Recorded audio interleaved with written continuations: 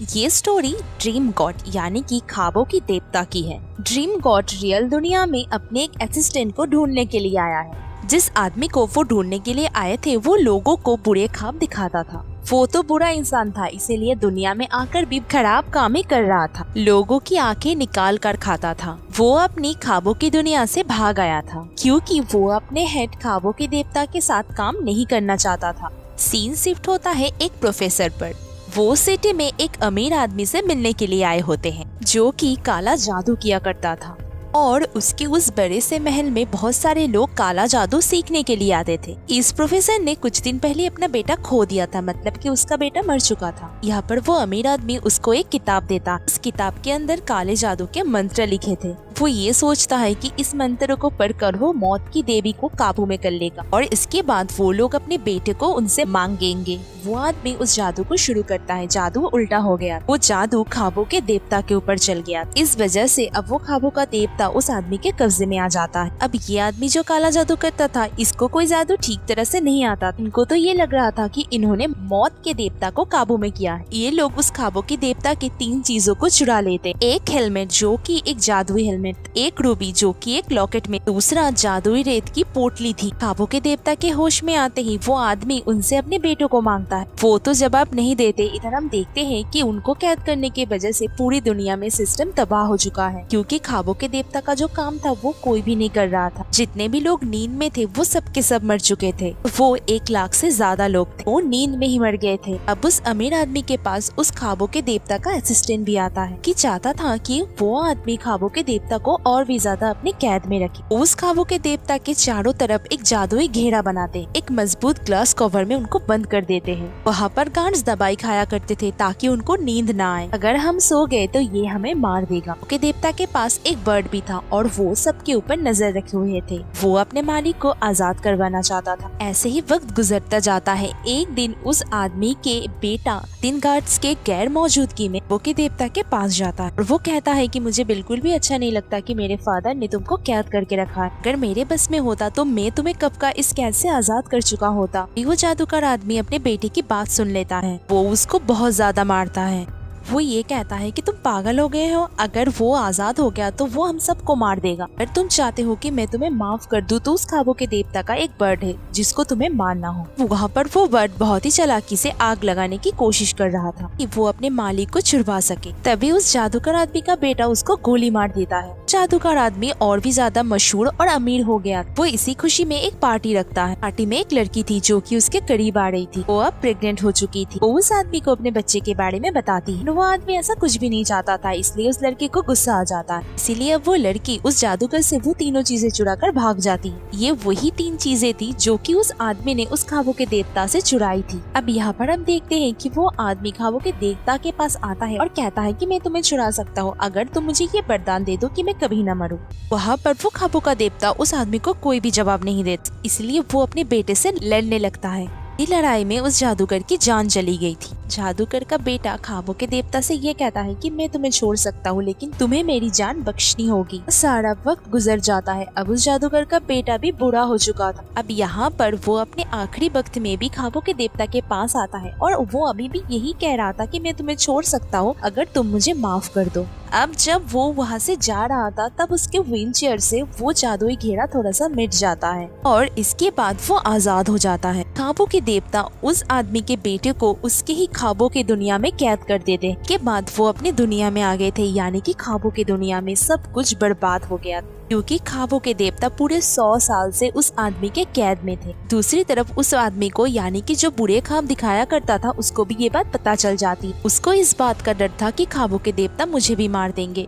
वो अब उस लेडी के पास जाता है जो कि उस आदमी से वो 3 चीजें चुरा कर लाई थी। वो उसके पास जाता है उस 3 चीजों को लेने के लिए। ये कहती है कि 2 चीजें तो मैंने बेच दी थी और एक जादुई लॉकेट मेरे पास है। उस लॉकेट ने उसे अभी तक जवान करके रखा। वो उस लड़की से जबरदस्ती करने की कोशिश कर रहा था तो वो लड़की उस लॉकेट से उसको ख्वाबों की दुनिया में कैद कर देती है। अब यहाँ पर ख्वाबों के देवता को अपनी दुनिया फिर से बनाने के लिए अपनी वो 3 चीजों की जरूरत थी। इसलिए वो फैसला करते हैं कि वो 3 देवियों को बुलाएंगे जो कि ख्वाबों के देवता को उन 3 चीजों के बारे में बता सकते हैं। उन 3 देवियों को वो बुलाते हैं और उन 3 देवियों को वो सांप का एक तोहफा देते हैं। वो ये कहती है कि तुम्हारी जादुई रेत की पोटली एक लड़की के पास है जो कि दुनिया से डेमंस को भगाने का काम करती है, और दूसरा तुम्हारा हेलमेट नर्क में है, दूसरा तुम्हारा जादुई लॉकेट जिसमें कि रूबी है एक लेडी के पास। के बाद वो लेडी अपने बेटे से हॉस्पिटल में मिलने के लिए आती है, लेकिन उसका बेटा बुरा हो चुका था, लेकिन उस लॉकेट ने उस लेडी को अभी तक जबान करके रखा था। वो उससे ये कहती है कि जब ख्वाबों के देवता तुमसे ये लॉकेट लेने के लिए आए तब तुम उसको ये लॉकेट देकर अपना जान बचा लेना। वो लॉकेट उतार कर अपने बेटे को दे देती है। ऐसे ही वो लॉकेट को उतारती है वो बूढ़ी होकर मर गई थी। अब उसका बेटा ख्वाबों के देवता को उस लॉकेट को वापस नहीं करना चाहता था।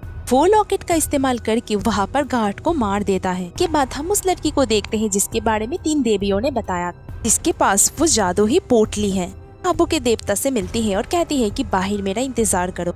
खुद एक चर्च में चली जाती है। दरअसल यहाँ पर ये एक डेमन को भगाने के लिए आई थी। वो वहाँ पर एक मंत्र पढ़ती है और उस इंसान की बॉडी से एक डेमन को बाहर निकालती है। भी वहाँ पर ख्वाबों के देवता आ गए थे और वो अपनी जादुई पोटली मांगते हैं। वो लड़की ये कहकर चली जाती है कि मैं तुम्हारी मदद करूंगी। वहाँ पर ख्वाबों के देवता को एक बर्ड भी मिलता है जो कि उनके केयर टेकर ने उनकी मदद के लिए भेजा। वो लड़की उनको ये कहती है कि वो जादुई पोटली मेरे एक दोस्त के पास है। वो उनको उसके घर पर लेकर जाती है। उसके हाथ में वो जादुई पोटली थी और वो मर चुकी थी। अब ख्वाबों के देवता को अपनी एक चीज मतलब कि वो जादुई रेत की पोटली तो मिल चुकी थी। इसके बाद हम उस असिस्टेंट को देखते हैं जो कि वो उस लड़की के बेटे के पास आया था जिसके पास वो रूबी का लॉकेट है, और उससे बात करने के वक्त उसे ये पता चल जाता है कि वो बिल्कुल साइको है। इसके बाद ख्वाबों के देवता नर्क में जाते हैं। वहाँ का गेट कीपर उनको असल रास्ते में लेकर जाता है।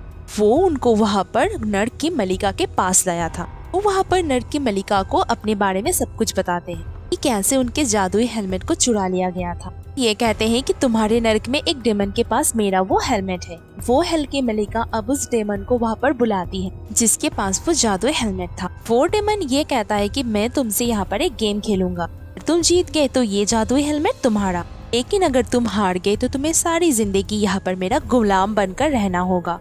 यहाँ पर वो खेल ख्वाबों के देवता जीत गए क्योंकि उन्होंने सवालों का सही सही जवाब दिया था। अब ख्वाबों के देवता को अपनी दूसरी चीज मतलब कि जादुई हेलमेट भी मिल गया था।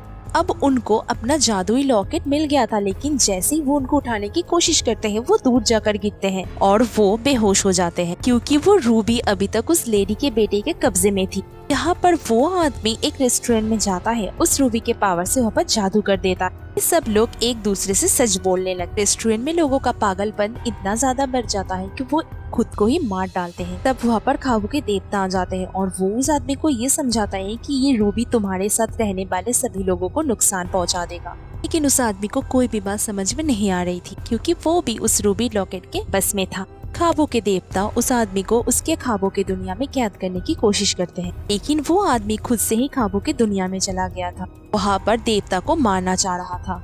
वहाँ पर ख्वाबों के देवता उस रूबी के पावर को अपने कंट्रोल में कर लेते हैं और उस लेडी के बेटे को अपने ख्वाबों की दुनिया में हमेशा के लिए कैद कर देते हैं। इस आदमी का किस्सा ही पर ही खत्म हो जाता है। उनको तीनों चीजें ही मिल चुकी थी। मौत की देवी थी वो ख्वाबों के देवता की बहन थी। ख्वाबों के देवता अपने बहन से मिलने के लिए जाते हैं, लेकिन वो अभी भी कुछ अलग महसूस कर रहे थे क्योंकि वो ये सोच रहे थे कि उनके बहन भाइयों में से कोई भी उन्हें बचाने के लिए क्यों नहीं गया था। अब डेथ गॉडेस अपने भाई को अपने साथ चलने के लिए कहती है।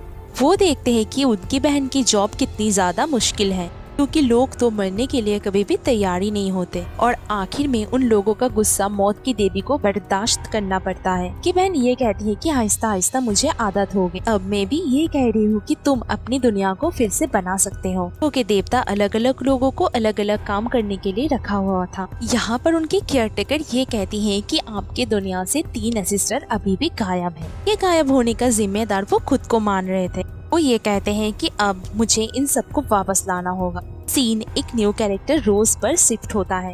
वो और उसका भाई दोनों अलग हो गए थे। उन दोनों को अलग अलग फैमिली में दे दिया गया था।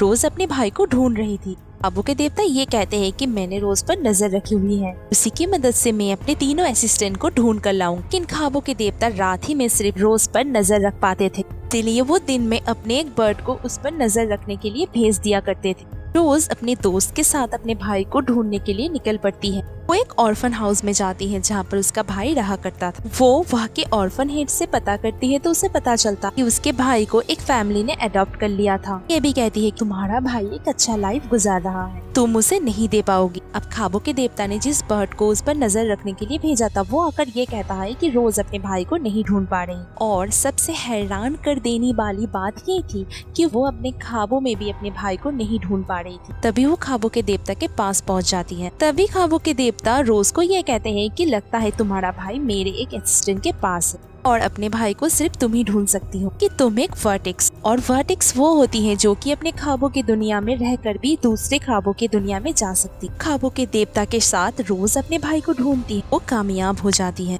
उसको उसका भाई मिल गया था और ख्वाबों के देवता को अपना असिस्टेंट। रोज की दादी माँ उसको ये कहती है कि असल वर्टेक्स वो थी, लेकिन उनके कोमा में जाने की वजह से असली वर्टेक्स वो बन गई। रोज की दादी माँ जाते जाते ख्वाबों के देवता को एक बात बताती। उन्होंने ख्वाब में एक आदमी से शादी की, इसकी आंखें गोल्डन थी। ऐसा आदमी मैंने असल दुनिया में कहीं पर भी नहीं देखा। ख्वाबों के देवता को ये बात समझ में आ जाती है कि वो आदमी और कोई नहीं बल्कि उनका भाई था और ये सब कुछ उसी ने किया था ताकि ख्वाबों के देवता मर जाए और सारी ख्वाबों की दुनिया उसके कंट्रोल में आ जाए। और देन वो अपने भाई के पास जाते हैं और ये कहते हैं कि मेरी दुनिया से दूर रहो, और वापस से अपने ख्वाबों की दुनिया में जाकर सब कुछ ठीक करने लगते हैं। और इसी के साथ ये सीरीज यहीं पर ही एंड हो जाती है। तो आज के वीडियो में बस इतना ही, मिलते हैं नेक्स्ट वीडियो में। तब तक के लिए bye, keep smiling and be healthy.